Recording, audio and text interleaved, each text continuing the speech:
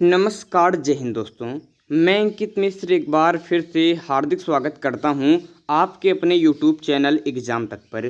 दोस्तों, आज के इस वीडियो में हम जीके जीएस के मोस्ट इंपॉर्टेंट क्वेश्चन करने वाले हैं। जैसा कि आप लोग जानते हैं कि हमने जीके जीएस के 500 क्वेश्चन की स्पेशल सीरीज स्टार्ट की है, जिसका आज ये तीसरा वीडियो आपकी होने वाला है। इसके पहले के 2 वीडियो में हमने मोस्ट इंपॉर्टेंट 50 क्वेश्चन आपके अतिरिक्त फैक्ट के साथ कंप्लीट कर लिए हैं। अब उससे आगे बढ़ेंगे तो बहुत ही शानदार से प्रश्न है, इसलिए ध्यान के साथ देखते हुए चलेंगे। तो यहाँ पर दोस्तों आपके सामने आज का अपना पहला और पूरी सीरीज का 51वां प्रश्न है कि शरीर की अनैच्छिक क्रियाओं का नियंत्रण कौन करता है। तो भाई अनैच्छिक क्रियाएं पूछ रहा है, इसलिए सही उत्तर हो जाएगा मेडुला एब्लोंगेटा।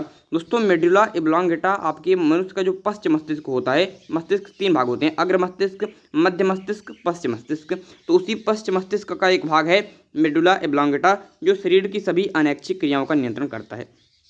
अच्छा, 2 प्रकार की बातें होती हैं। अच्छा, एक तो अनैच्छिक क्रिया आता है, एक होता है कि मनुष्य की जितनी भी प्रतिवर्ती क्रियाएं हैं, तो ये प्रतिवर्ती क्रियाओं का नियंत्रण कौन करता है। तो नोट कर लीजिएगा, सभी प्रतिवर्ती क्रियाओं का नियंत्रण मेरुरज्जु करता है। कौन करता है? आपके मेरुरज्जु की बात करते हैं तो ये सभी प्रकार की प्रतिवर्ती क्रियाएं जो होती हैं उसको नियंत्रित करता है। अनैच्छिक पूछे तो मेडुला एब्लोंगेटा लगाना है, और अगर प्रतिवर्ती क्रियाएं पूछें तब आपको मेरुरज्जु लगाना है। ठीक है, दोनों बात याद रखिएगा। आगे बढ़ते हैं नेक्स्ट क्वेश्चन की तरफ।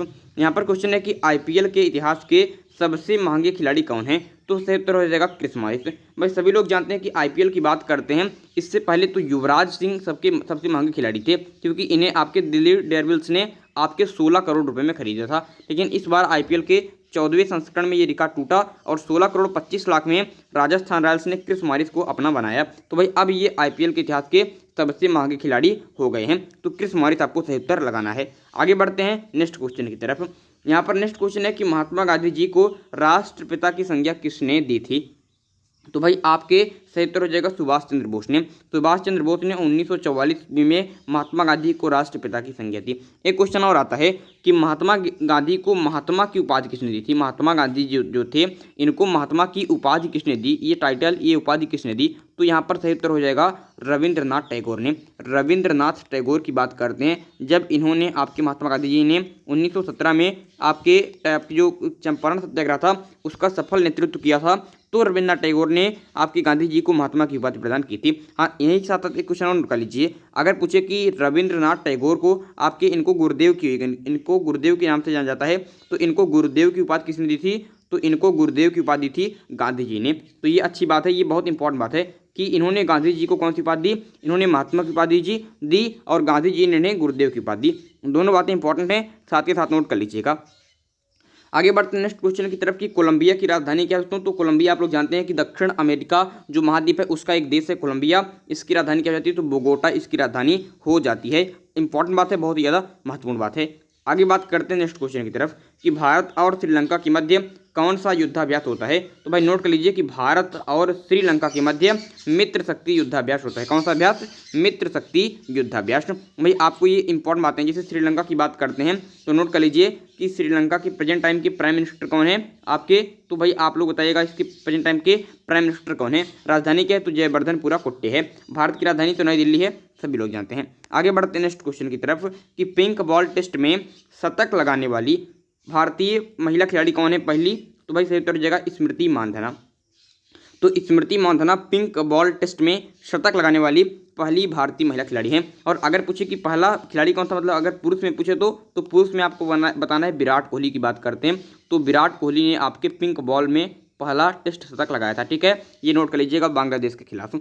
आगे बात करते हैं नेक्स्ट क्वेश्चन की तरफ कि माउंट किलिमंजारो कहाँ स्थित है। तो भाई ये आपके तंजानिया में स्थित है। ठीक है, इंपॉर्टेंट है, नोट कर लीजिएगा। आगे बढ़ते हैं नेक्स्ट क्वेश्चन की तरफ कि संयुक्त राष्ट्र संघ का नवीनतम देश कौन सा है। तो भाई आपके संयुक्त राष्ट्र संघ की बात करते हैं तो दक्षिणी सूडान इसका नवीनतम देश हो जाएगा।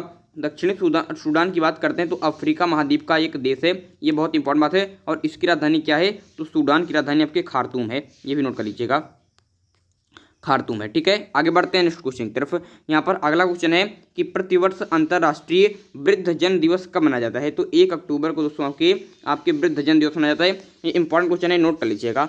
आगे बात करते हैं नेक्स्ट क्वेश्चन की तरफ। यहाँ पर अगला क्वेश्चन है कि किम्बरले की खान कहाँ स्थित है।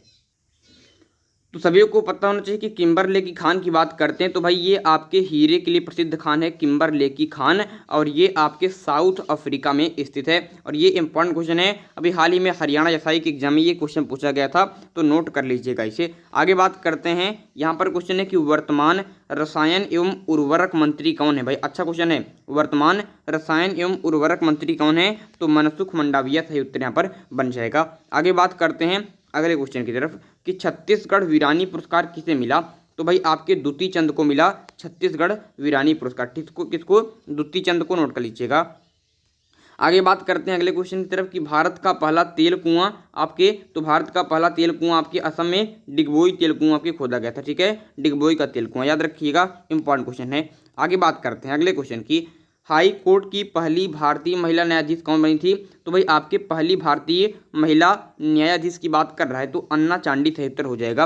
इसमें कई प्रकार के प्रश्न आते हैं, एक तो आता है कि हाई कोर्ट की पहली महिला न्यायाधीश कौन थी, तो अन्ना चांडी है। और अगर आ जाए कि हाई कोर्ट की प्रथम महिला आपके मुख्य न्यायाधीश कौन थी, तो आपको यहाँ पर आपको क्या हो जाएगा, तो आपके लिए लीला सेठ हो जाएगा, ठीक है। और एक क्वेश्चन मैं आपसे पूछ रहा हूँ कि अगर आ जाए कि सुप्रीम कोर्ट की फर्स्ट महिला न्यायाधीश कौन थी, तो ये आपको कमेंट बॉक्स में बताना है, ठीक है, ठीक है, याद रखिएगा। अन्ना चांडी और लीला सेठ ये दोनों क्वेश्चन आपके लिए पेपर में कई बार आ चुके हैं। आगे बात करते हैं कि भारत का राष्ट्रीय विरासत पशु कौन सा है, तो हाथी है। कौन है, हाथी आपका भारत का राष्ट्रीय विरासत पशु है। अगला क्वेश्चन है कि उभयचर में कौन आपका कैसा हृदय पाया जाता है, तो भाई आपके त्रिकोष्ठी हृदय पाया जाता है। जैसे मनुष्य की बात करते हैं तो मनुष्य में आपके आपके 4 कोष्ठक होते हैं, ठीक है, ठीक है। यहाँ पर आप देखिए इस प्रकार का आपका हृदय होता है, इस प्रकार का आपका हृदय यहाँ पर होता है, ठीक है, ये आपके इस प्रकार का, तो इसमें आपका 4 कोष्ठक इस तरीके से रहता है, 1 2 3 4, ठीक है। लेकिन जो उभयचर होते हैं, ठीक है, तो इनमें आपके त्रिकोष्ठी हृदय पाया जाता है। ये अच्छा क्वेश्चन है, याद रखिएगा। आगे बात करते हैं कि वन अनुसंधान संस्थान कहाँ स्थित है, तो भाई आपके देहरादून में है वन अनुसंधान संस्थान। आगे बात करते हैं भारत की पहली सेमी हाई स्पीड ट्रेन की बात करते हैं। भारत की पहली semi high speed train Vande Bharat चली है, किसके बीच में, तो वाराणसी से नई दिल्ली के बीच में वंदे भारत चली है, ठीक है। आगे बात करते हैं भारत की कौन सी नदी कर्क रेखा को 2 बार काटती है, तो यहाँ पर सही उत्तर हो जाएगा माही नदी। दोस्तों आपके याद रखिएगा, एक तो माही नदी है जो भारत के कर्क रेखा को 2 बार काटती है, एक है आपके कांगो नदी, ठीक है। कांगो नदी की बात करते हैं तो ये दोस्तों जो आपकी क्या होती है, भूमध्य रेखा होती है, तो भूमध्य रेखा को 2 बार काटने वाली नदी है। वहीं पर एक नदी है आपका जिसका नाम है लिम्पोपो नदी, तो लिम्पोपो नदी आपके मकर रेखा को 2 बार काटती है। तो तीनों रेखाओं को 2 बार काटने वाली नदियों को याद रखिए कि कर्क रेखा पूछे तो माही नदी, भूमध्य रेखा पूछे तो कांगो नदी, और मकर रेखा पूछे तो लिम्पोपो नदी आपको बताना है। और ये दोनों नदियाँ अफ्रीका महाद्वीप की हैं, और कर्क आपके जो माही नदी है तो भारत की आपको पता ही है। आगे बात करते हैं अगला क्वेश्चन दोस्तों, यहाँ पर देखिए हम अफ्रीका महाद्वीप की आपकी नदियों के बारे में बात कर रहे थे, तो कांगो और मैंने आपको लिम्पोपो तो बता दिया, लेकिन अफ्रीका महाद्वीप की बात करते हैं तो अफ्रीका महाद्वीप में एक बहुत ही महत्वपूर्ण सी नदी बहती है जिसका नाम है आपके नील नदी। दोस्तों नील नदी की बात करते हैं, ये आपके विश्व की सबसे लंबी नदी है, विश्व की सबसे ज़्यादा आपकी लंबी नदी है। इस बात को नोट कर लीजिएगा, पेपर में कई बार आपके लिए आ चुका है। आगे बात करते हैं अगले क्वेश्चन की तरफ कि किस संविधान संशोधन द्वारा मतदान की आयु 21 से 18 वर्ष कर दी गई, तो 61वें संविधान संशोधन 1989 के अंतर्गत आपके ये किया गया था। अच्छा क्वेश्चन है, याद रख सकते हैं। आगे बात करते हैं कि किसने कहा कि आपके जो directive principle of state policy होता है जिसे आप कहते हैं डीपीएसपी, बैंक चेक की तरह है, तो भाई आपके ये कथन था केटी शाह का, ये कथन था आपके केटी शाह का। डीपीएसपी की बात करते हैं कहाँ के संविधान से लिया गया है, तो आपके आयरलैंड के संविधान से, आपके आयरलैंड के संविधान से डीपीएसपी लिया गया है। याद रखिएगा, बहुत इंपॉर्टेंट है। संविधान के भाग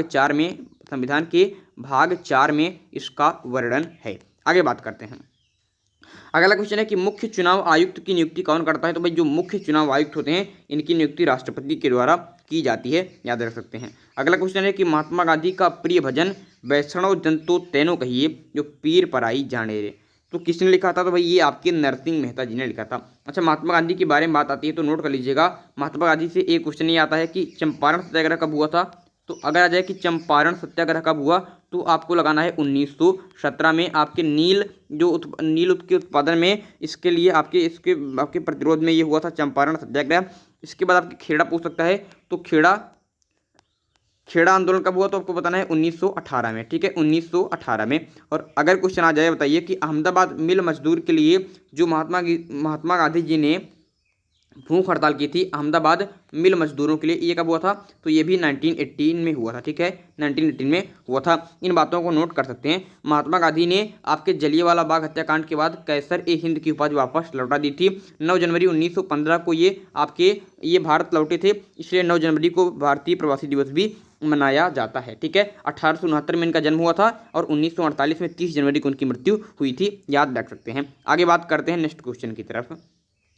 यहाँ पर क्वेश्चन है कि पाहुल प्रणाली को किस सिख गुरु ने आरंभ किया था, तो भाई आपके गुरु गोविंद सिंह ने पाहुल प्रणाली को शुरू किया था। अच्छा क्वेश्चन है, याद रख सकते हैं। आगे बात करते हैं आज के अपने लास्ट क्वेश्चन की तरफ कि किसे पूर्ण पाचक रस की संज्ञा दी गई है, तो जो अग्नाशयी रस होता है इसे पूर्ण पाचक रस की संज्ञा दी गई है। तो भाई आप एग्जाम तक यूट्यूब चैनल को सब्सक्राइब कर लीजिए और कमेंट बॉक्स में बताइएगा कि आज का वीडियो आप लोगों को कैसा लगा। तो मैंने 75 क्वेश्चन सफल रूप से कंप्लीट कर लिए हैं, अतिरिक्त फैक्ट के साथ बता दिए हैं। अच्छा लगा होगा वीडियो, जल्दी ही चौथा वीडियो आपके बीच में उपस्थित हो जाऊंगा लेकर। तो ऐसे करके आपके बहुत जल्द हम पूरे 500 क्वेश्चन की सीरीज को कंप्लीट करने वाले हैं, जो आगामी सभी प्रकार की परीक्षाएं, चाहे एसएससी की कोई परीक्षा हो, चाहे यूपी की किसी परीक्षा हो, चाहे नेशनल लेवल में किसी भी प्रकार की परीक्षा हो, जहां भी जीके के प्रश्न आते हैं आपके लिए रामबाण सिद्ध होने वाले हैं। इसलिए एक एक क्लास को आप लेते हुए चलिए। और पिछली पहली और दूसरी क्लास अगर आपने नहीं देखी है तो डिस्क्रिप्शन में आपको लिंक प्रोवाइड है, जाकर आप पहली और दूसरी क्लास को भी देख सकते हैं। अगले वीडियो में एक इंपॉर्टेंट टॉपिक के साथ फिर होगी मुलाकात, तब तक के लिए मुझे दीजिए इजाजत।